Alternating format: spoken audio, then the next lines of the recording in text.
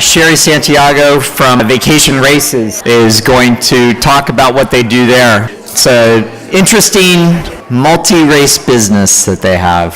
Hi guys, so I'm Cherie Santiago. I've been with Vacation Races for 4 years since the day we started, and they can't get rid of me.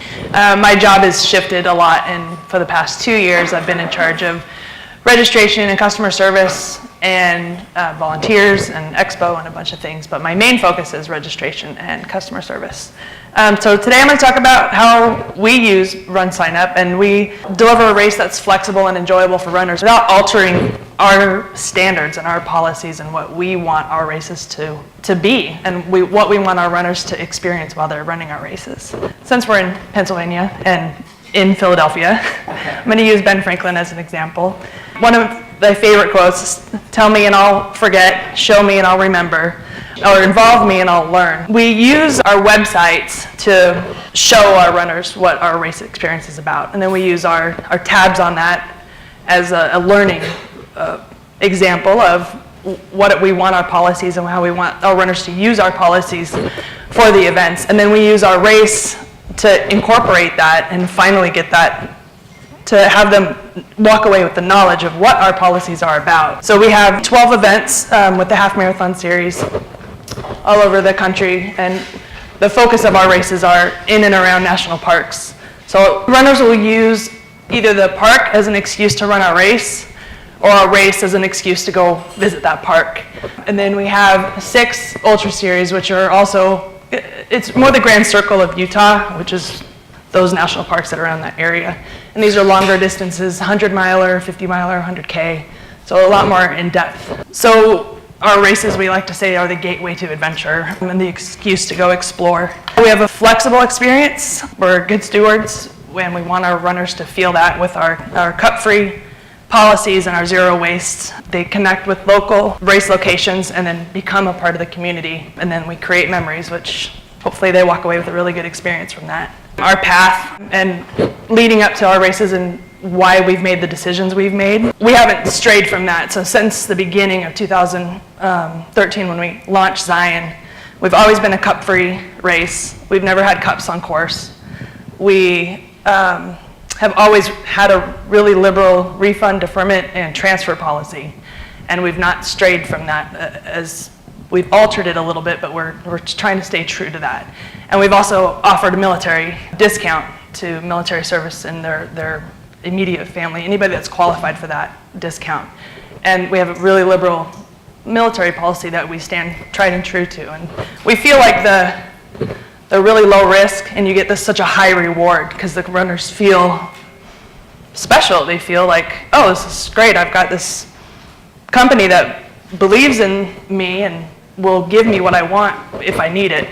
So that's with the flexible experience. So I'm going to go over those top 5 things and show you how we use them in RunSignUp, because we don't want to change our policies. We're finding a way for RunSignUp to work with our policies. So sometimes you got to do it a little bit, not say dirty, but like figure out a way to make sure your policy stands true, and not just get rid of your policy because your registration system won't allow you to do it. And it may not come out with an option for it, but you can figure out a way.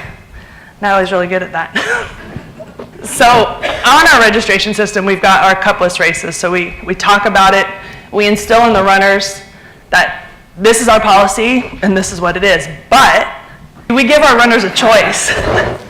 So when they sign up, we say it's a cupless race. And then we instill, so you've got 4 choices. You can either pick up your Hydro Pouch at the expo. If you're not comfortable or you're scared of what it is, we'll ship it to you. Or you can have a handheld. We've worked with some sponsors and got handhelds. But everybody goes out and runs with either a handheld or a pack or no water or finds a drinking fountain. So what's different about a race? Like, why does there have to be cups there? I mean, they're thirsty, but this is our option that we want to give them. But it's not like it's a new concept. You go out for a run and you're like, wait, where am I going to get water from? You'll figure it out. But we figured it out for you, and this is your option.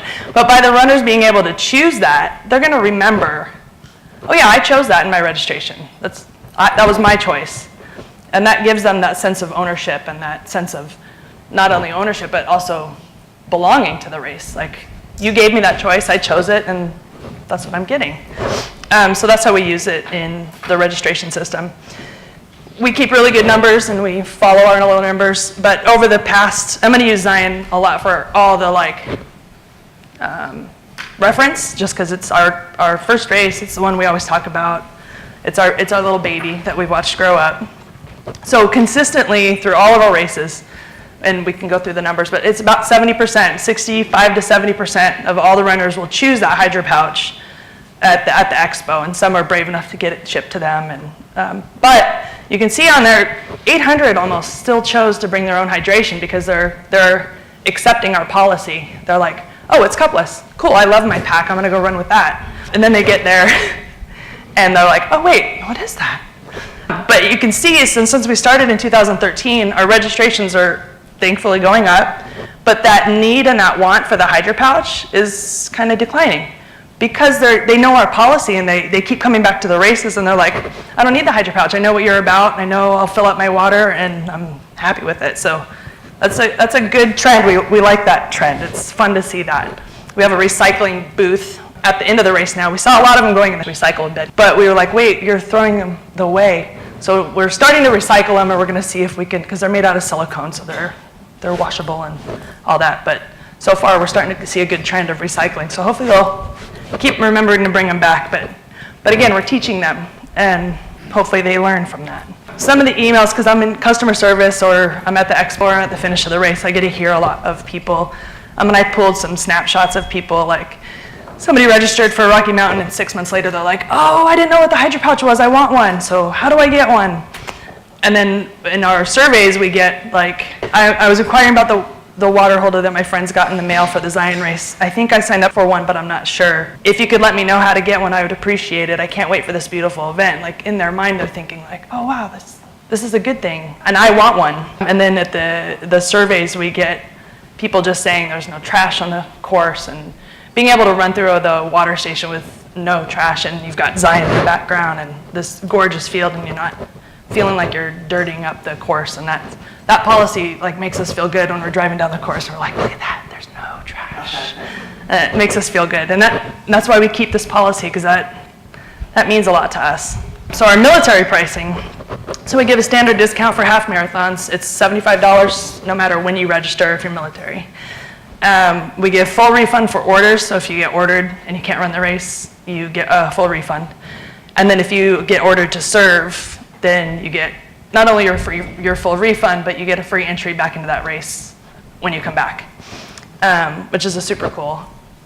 Not a lot of them know about it because they don't read on the policy part, but when you tell them that, they're like, wait, what? So we use the registration system. We use the membership option. We don't want to go into it a lot. We just want them to be able to sign up, register, not have to answer questions, not have to show ID, not have to verify. So we kind of tie this in, Natalie's geniusness, but we use that membership and we ask the personal question and whether or not they do or don't qualify, but then we ask them a second question, just so that everybody's like, oh, I want a discount, and they're not using it, but we ask them which branch of the military you're associated with, and that's a really good buffer zone. And I've seen maybe 2 out of 3 years of racing, all of our races, been like, oh, I'm not military. I was like, you signed up for military, and they're like, I didn't mean to. How do I pay for the difference? And it like freaks them out and scares them, which it's not our point, but it does a really good job of limiting that military option, which again is important to us to be able to give our servicemen and women and their families that discount. And because it's in the system, it's asking that question, it's easy to pull that data, and I can immediately see who's military and who's not. And we do something cool with our bibs, is we put kind of a military emblem on the corner of every bib so that they all know that person's military, that person's military. And it kind of gives them that, not braggadociousness part of it, but that small little like, thank you if someone wants to say something. And that's another one of like our policy that we feel very strong about, and we want that in all of our races. And then I just kind of went down a little bit more and showed how we did put that question in, we adjust the price, and then we kind of give a little detail on there so they can read it. Our policy is actually kind of cool if you ever want to get on our website and read about it. I didn't know anything about military and how that kind of the association works, so it took me a long time to learn that, but now that I know it with the DD2 to 14 and people call in now, I'm an expert and I can tell them if they qualify or not qualify. But it's kind of a cool standard of, my husband was retired and he's passed on, but she still qualifies, and yeah, she still gets the discount. Like, it's pretty cool. So 6% of our runners are military who take advantage of the military discount in the system. And again, all because of data, you can pull all that and see what your numbers are, and it's because we're recording it, we get to see that, and it's pretty cool. Team Red, White, and Blue is our second largest group. We have running clubs, and we have them apply, and we can track Team Red, White, and Blue. So we've got, I think, 7 chapters total that take advantage of it's kind of a running club discount, but because they're military, they don't qualify. But Team Red, White, and Blue is different because you can not be associated with the military, but still get that discount.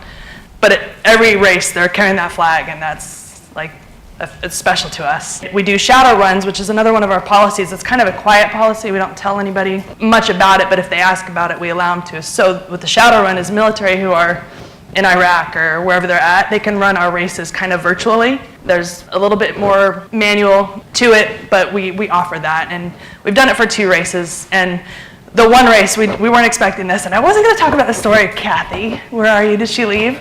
Because she's got me emotional during her presentation. But they sent us this flag that was up in the ship, or up in the helicopter with them. Sorry. And they sent this huge email and this photo, and it was 16 people that we let run the race and sent them medals and sent them shirts, and that was nothing to us. It was like this one box that we shipped off, and we made extra check marks on their thing and sent them bibs, but it meant the world to them that they could run because their friends and family were running the real race while they were serving. Sorry. It's really cool. Now, under our registration, transfers, deferments, and refunds. So our refund policy was, and still is, full refund. Sign up early, we'll give you a full refund. We started implementing kind of deadlines to it. It was 50% up until the day before the race, and we kind of altered that. But we still offer a full deferment up until the night before the race, and transfers. So if you can't run, you can either switch to a different race, a different event, or switch your bib off to somebody else. So those are our 3 in that policy. And again, it's a low risk, high reward. People feel safe and they sign up early because they're like, oh, I'll get a refund if I trip and fall, or my son's graduating in June, or something. They have options, and that makes them feel very connected to the race. Like, this race cares, and they're going to give me that option. So I pulled some numbers again from Zion. So our registration totals, and we oversell knowing that we are going to have these policies in place, and we're expecting them to come in. So we keep very close track of our numbers so that we know what we're dealing with. So we sold to 4270. We issued about 484 refunds, and that doesn't mean it was a full refund or a partial. It's kind of a mix of both. But our deferrals were 307. So in 2016, our deferrals were 186. Of those 186, only 68 came back the next year, 2017. So seeing the 307 of 2017, maybe we'll get 85, 90 people to come back 2018. Yeah, we offered them the deferral, but they may not use it. But that still made them feel good that they could have that option. And then I'm seeing a lot of other races implement refunds and deferrals, and I think it's changing the way we're doing racing. I think people want to feel safe and secure in their option. And I think that people are gonna have to offer that. We'll continue to offer it. That's just one of our policies that we really like. We also do donations and fundraisers. We started with the National Park Foundation. So during registration, we collect donations, small, like $10 or $50. We'll give them a mug that says, "I love national parks," and then it's got our logo on the backside. And we ship those out, so they have to donate a specific amount. And then once our races sell out, we offer 50 to 100 charity bibs. But to get that charity bib, they don't pay anything up front, but they have to raise $1,000. If it's a double race, we charge more, but it's typically $1,000. So I pulled the numbers of what we did last year, and out of 27,523 registrants, 3,781 donated $10, and then 269 donated $50. And then there was 227 that just donated $1, $2, $3, anything to kind of help. But we raised over, just with our half marathon series, we raised $56,268 for the National Park Foundation. And we average about 15% across the board out of all registrations. 15% will donate some amount. So that's a pretty fun number to look at, and we like to pick and choose which race is going to donate the most. And you would think the one with the most registrants is donate the most money. But we found that one of the smaller races actually donated more money than one with a bigger amount of registrants. So that's fun to play with those numbers and guess and see who's donating. And in the system, so we have the donation, and we chose two totals. The $10 is kind of it's a good amount of donation. It's a little bit more than just $1. So it's building a pot for the National Park Foundation, we feel.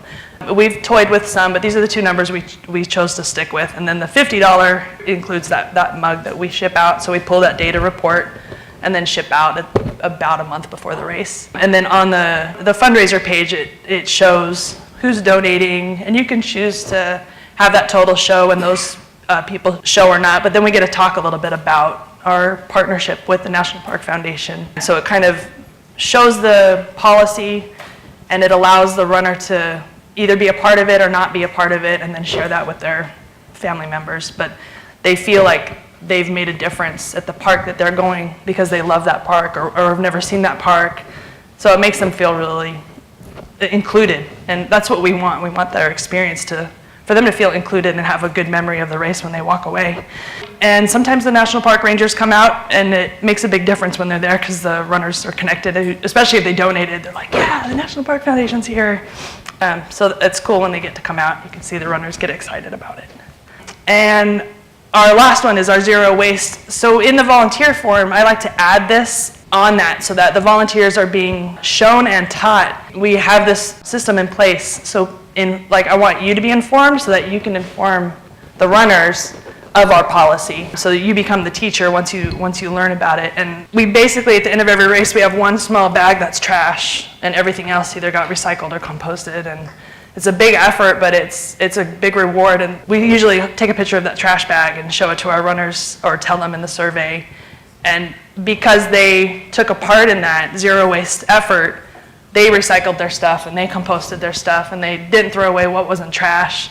It makes them again feel good about that. You walk away from a national park going like, we didn't produce any trash on that course, and that makes us feel good. And whether they implement that in their life or not, it doesn't matter, but we want them to implement that in our race, and I think they remember that. I hope they do. So to close, the flexible experience is letting the runners make that choice and feel involved on all of our policies. They feel like they're good stewards because they have the cup free and they took a part of that. They didn't involve trash with not only the cups, but also with the zero waste. They feel like they're part of the community because they made a good impact, not only on that small town or that national park that we're at, but makes them feel like they did something. I remember I went to Springdale and ran that race, and hopefully walk away with a good memory of that town. When they connect with the race locations, donating or just being a part of it with the National Park Foundation directly affects that park that they went to. They know somehow it did, or at least the areas that they visited.